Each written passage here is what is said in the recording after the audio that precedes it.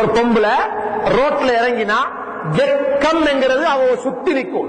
வெக்கம் ரோட்டுக்கு வந்தா வெக்கம் வைக்கும். இன்னைக்கு அது இல்ல, அது இல்ல. இன்றைக்குள்ள அபாயா அதுக்கு இன்னொரு பேரு சொல்லும், நைட்டின்னு சொல்லி.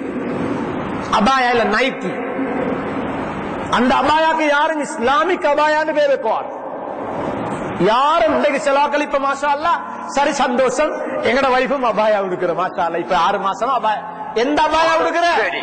நேரத்தோட இல்ல அபாயா இல்ல, நைட்டி உடுக்கிற. இப்ப எந்த வைஃப் நைட்டி.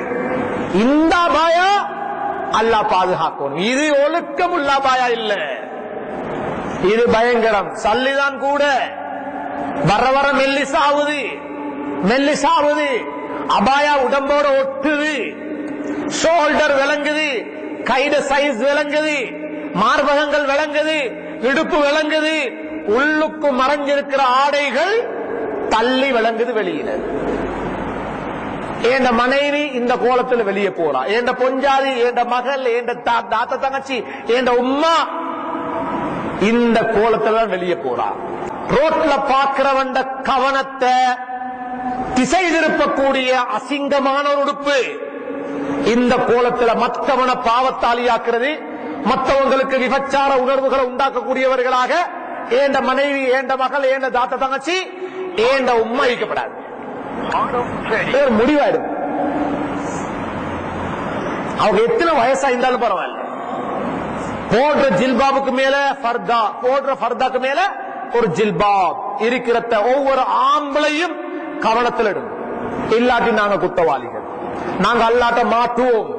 சோடிச்சு ரோட்ல இறக்கி அடுத்தவன பாவத்தாளியாக்கின இந்த ஹராத்தை செஞ்ச குத்தவாளிகளாக அல்லாட்ட நாங்க மாட்டுவோம். ருசிக்கும் இன்பமளிக்கும் மனைவிட அழக வீட்டுக்குள்ள வச்சு கணவன் பாருங்க, ரசிங்க. கணவன் பார்க்கும், வீட்டுக்குள்ள வச்சு அவட அழக பாருங்க. வேண்டிய மாதிரி சோடிச்சு தீக்கிறது, அதுல பிரச்சனை இல்லை.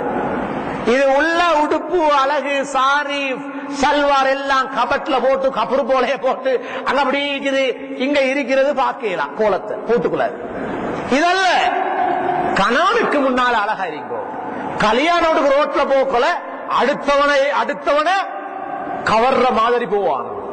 இது விபச்சாரம்.